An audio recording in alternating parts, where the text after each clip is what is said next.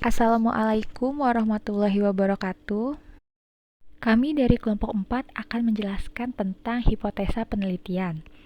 Anggota kelompok kami ada Sadarina Putri Krisanda, Safia Inayah Dewanto Putri, Sheila Sabila, dan Sheni Oktriacita Nurmawadah.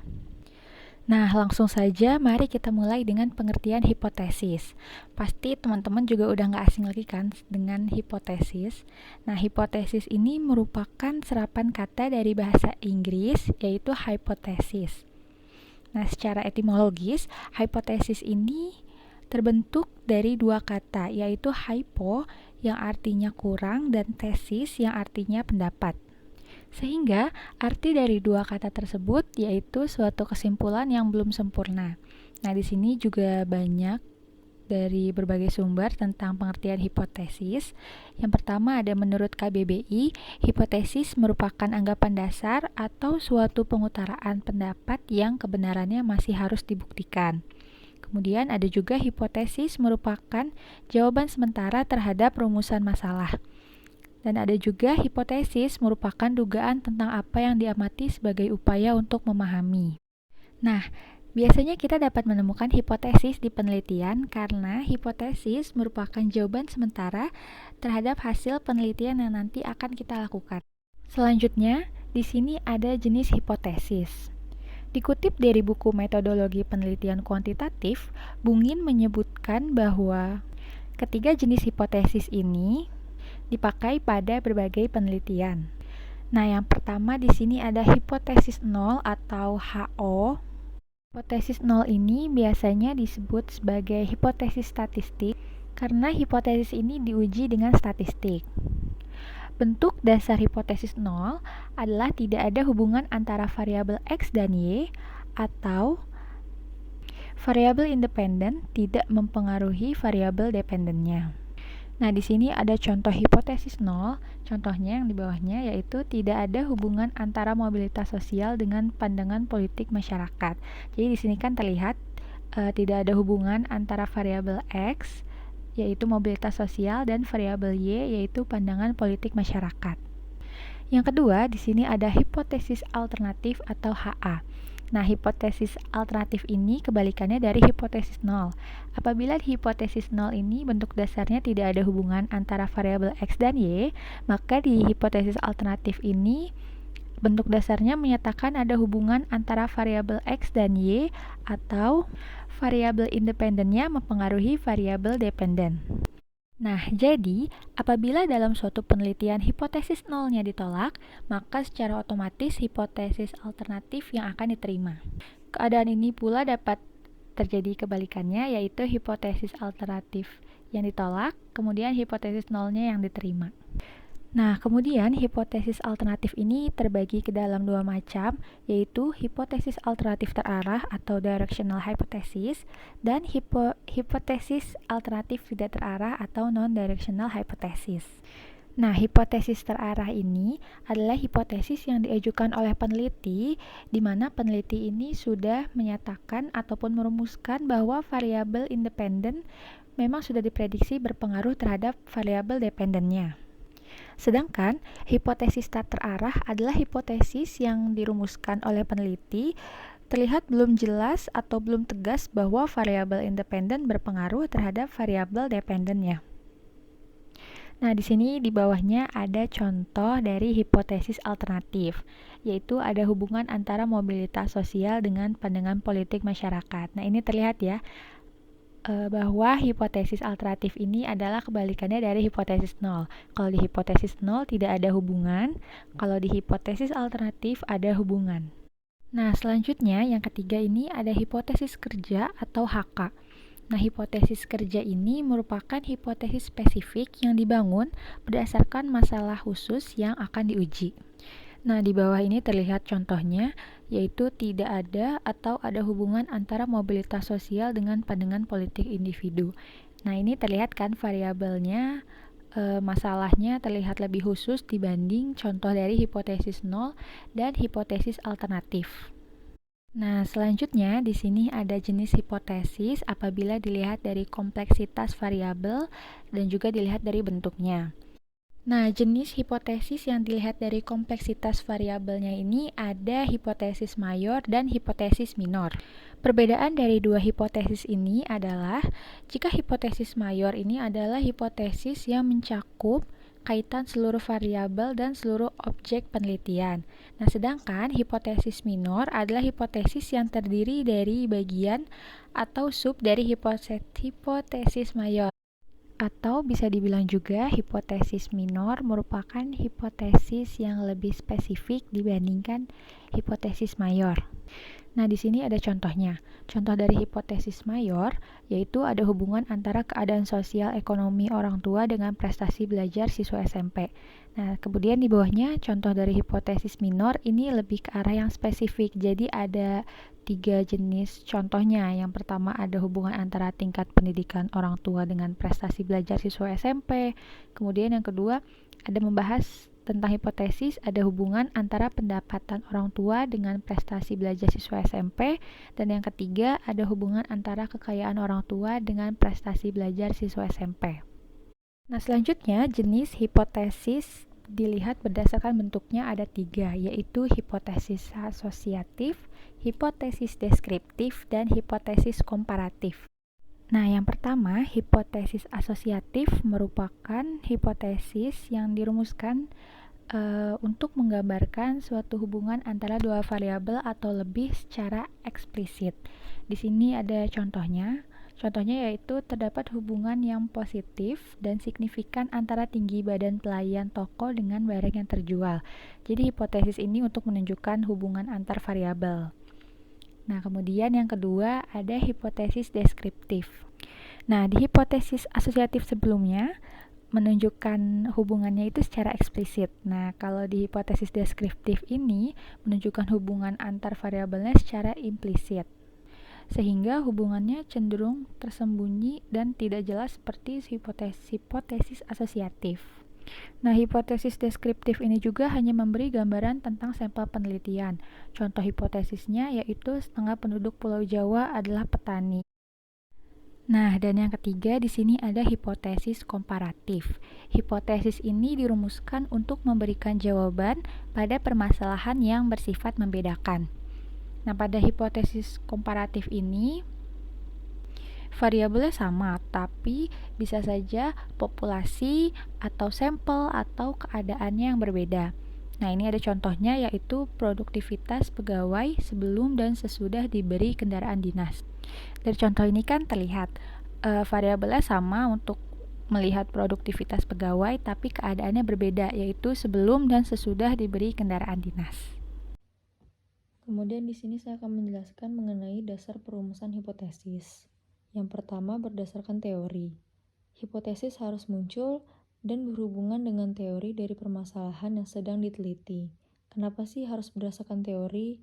Karena teori sendiri merupakan pernyataan yang secara umum sudah diakui kebenarannya. Jadi nanti apa yang kita taruh di hipotesis kita itu tidak sembarangan, sesuai dengan teori yang berkaitan dengan permasalahan yang dibahas. Kemudian berdasarkan penelitian terdahulu. Riset terdahulu dengan tema yang relatif sama dapat digunakan sebagai bahan bantu atau acuan dalam merumuskan sebuah masalah. Nah, penelitian terdahulu ini itu fungsinya untuk mengetahui kekurangan-kekurangan di penelitian sebelumnya. Kemudian mengetahui apa saja yang sudah ada serta perbedaan dengan penelitian sebelumnya. Kemudian yang ketiga ada berdasarkan penelitian atau riset pendahuluan. Apabila tidak menemukan atau tidak ditemukan referensi untuk merumuskan hipotesis, peneliti dapat merumuskannya berdasarkan riset pendahuluan dengan melakukan sebuah riset kecil atau wawancara dengan narasumber yang mengerti mengenai masalah yang sedang diteliti. Jadi ahli di bidang yang sedang kita teliti tersebut. Kemudian yang keempat, itu ada berdasarkan akal sehat. Apabila tidak ditemukan teori yang mendukung atau riset yang relevan, peneliti dapat menggunakan akal pikirannya dalam mencari hipotesis. Namun, hipotesis dengan menggunakan akal sehat peneliti merupakan perumusan yang lemah karena tingkat subjektivitas yang tinggi. Kemudian saya akan menjelaskan mengenai konsep dasar perumusan hipotesis. Dari gambar tersebut, tampak bahwa permasalahan riset dapat bersumber dari fakta atau kejadian nyata dalam kehidupan sehari-hari ataupun pada teori.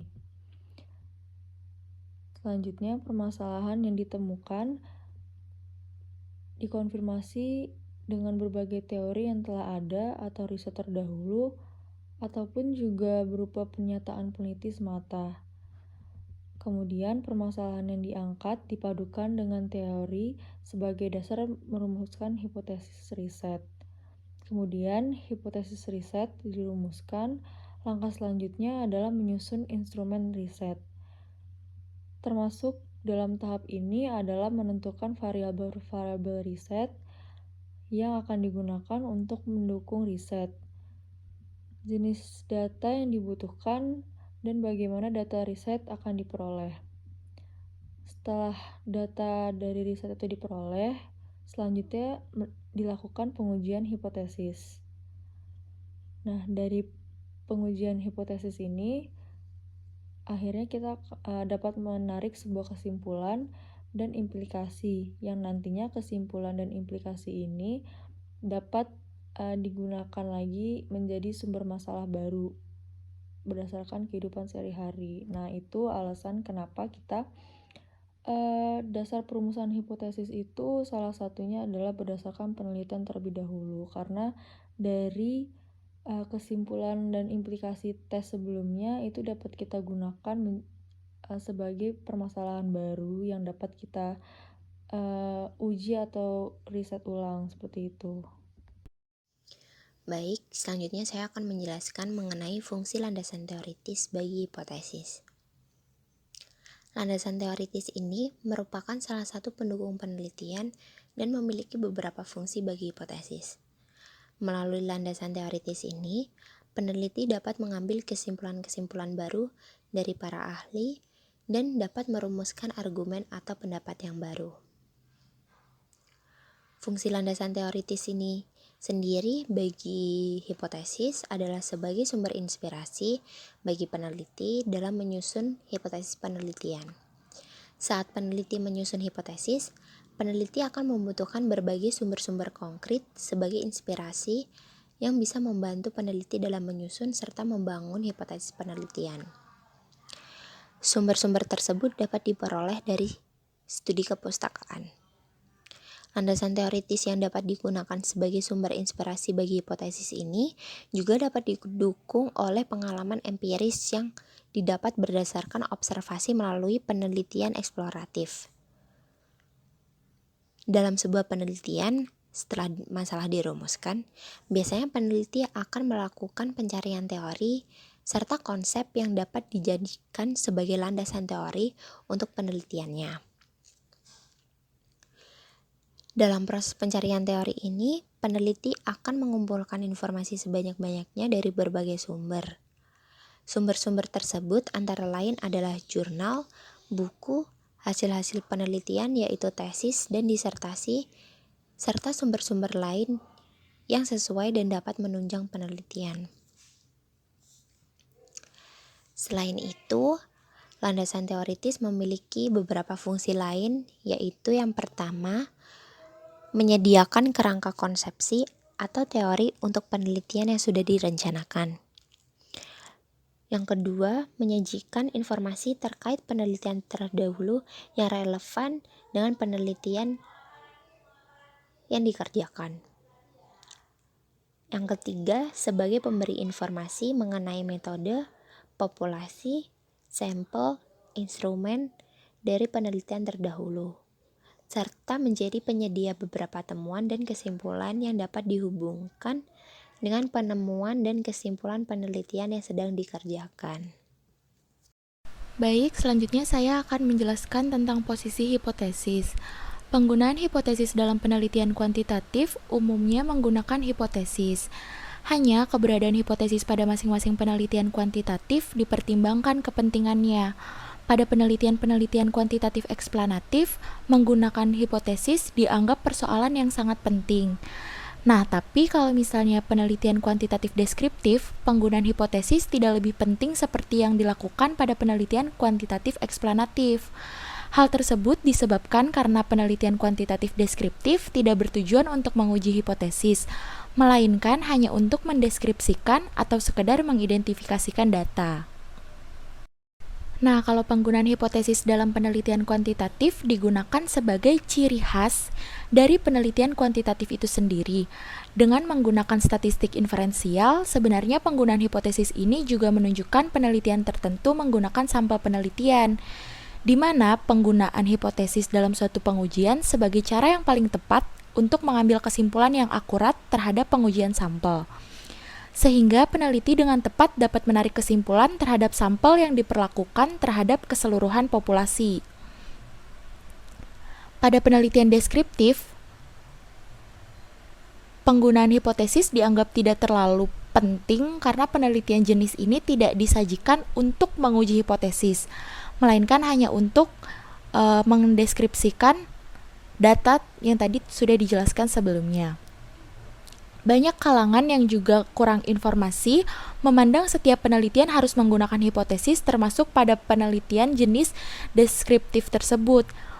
Padahal pendapat itu tuh pendapat yang salah karena sebenarnya penelitian deskriptif itu tidak memerlukan hipotesis sebegitu pentingnya seperti penelitian eksplanatif kan. Namun jelas penelitian kuantitatif eksplanatif saja yang mutlak harus menggunakan hipotesis. Jadi, dengan kata lain dapat kita simpulkan bahwa penelitian kuantitatif yang mutlak menggunakan hipotesis penelitian adalah penelitian kuantitatif dengan ciri-ciri 1. Eksplanatif, 2. Menggunakan sampel penelitian, 3. Menggunakan pengujian statistik inferensial, dan yang terakhir hasil-hasil penelitian digeneralisasikan. Sedangkan penelitian kuantitatif yang di luar ciri-ciri tersebut secara mutlak tidak harus menggunakan hipotesis penelitian. Nah, kurang lebih itu saja yang dapat kelompok kami sampaikan. Atas kurang lebihnya kami memohon maaf dan atas perhatiannya kami ucapkan terima kasih. Wassalamualaikum warahmatullahi wabarakatuh.